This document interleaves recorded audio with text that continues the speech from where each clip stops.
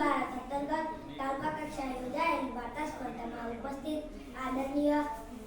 આદરણીય ગુરુગણ તેમજ વાલા બાળદોસ્તોને ચેરાવત પ્રાથમિક શાળાના ધોરણ 3ના દીક્ષિત સોલંકીના સ્નેહવંદન. બાળદોસ્તો, તમે વાર્તા સાંભળવી ગમે છે ને? તો આજે હું તમને ટોપીવાળા ફેરિયાની એક સરસ મજાની વાર્તા કહીશ, જે આપ સૌ શાંતિથી સાંભળશો.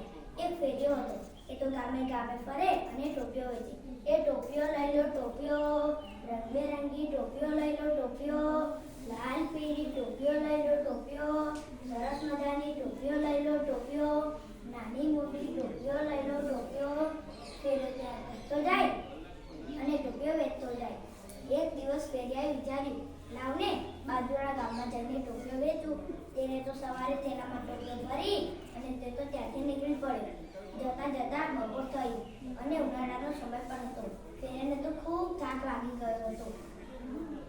ફેરિયાએ ઘટાદાર ઝાડ જોયું.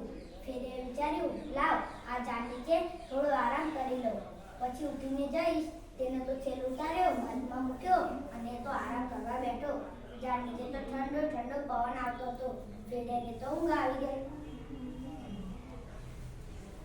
એટલામાં એક વાંદરાઓનું ટોળું આવ્યું. બધા વાંદરાઓ ઝાડ ઉપર ચડી ગયા. તેમાંથી એક વાંદરાની નજર ફેરિયા પર ગઈ. એ વાંદરાએ બાજુમાં જોયું તો ટોપીઓથી ભરેલો થેલો હતો. તે વાંદરો તો નીચે ઉતર્યો. એક ટોપી ઉપાડી અને માથામાં પહેરી લીધી. તેને જોઈને બીજા બધા વાંદરાઓ પણ આવી ગયા અને એક એક ટોપી માથામાં પહેરવા લાગ્યા. અને બધા વાંદરાઓ ઝાડ ઉપર ચડી ગયા. એ એક તો કૂદકા મારવા લાગ્યા અને એકબીજાને જોઈને હસવા લાગ્યા. થોડી વાર પછી ફેરિયો ઉઠે છે ને નીકળતો જતો. તેને થેલામાં જોયું તો થેલામાં તો ક્યાંય ટોપીઓ ન મળી. ફેરિયાએ તો આમ જોયું તેમ જોયું પણ તેને ક્યાંય ટોપીઓ મળી નહીં. ફેરિયો તો ગભરાઈ ગયો. ફેરિયાને ઝાડ પરથી અવાજ સંભળાયો. તેને ઝાડ પર નજર કરી તો વાંદરાઓ તેની ટોપી પહેરીને બેઠા હતા. પછી ફેરિયાએ ટોપી મેળવવા માટે જમીન પરથી એક પથ્થર ઉપાડ્યો અને વાંદરાઓને માર્યો. વાંદરાએ ટોપી આપી નહીં. એ વાંદરાઓ તો ઝાડ પરના ફળ તોડ્યા અને ફેરિયાને માર્યા. ફેરિયો માથું કૂંદવા લાગ્યો. વિચારવા લાગ્યો, અરે આ ટોપીઓ મારે વાંદરાઓ પાસેથી કઈ રીતે મેળવી? બધા વાંદરાઓ પણ માથું કૂંદવા લાગ્યા.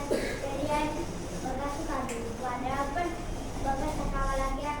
ફેરિયો સમજી ગયો, અરે આ તો મારી જ નકલ કરી રહ્યા છે. પછી ફેરિયાને ટોપીઓ પાછી મેળવવાની યુક્તિ મળી ગઈ. ફેરિયાએ ટોપી ઉપર હાથ મૂક્યો. વાંદરાએ પણ ટોપી પર હાથ મૂક્યો. ફેરિયાએ ટોપી ઉતારી. વાંદરાએ પણ ટોપી ઉતારી. ફેરિયાએ ટોપી પહેરી. વાંદરાએ પણ ટોપી પહેરી. ફેરિયાએ ટોપી ઉતારી અને થેલા પર ફેંકી દીધી.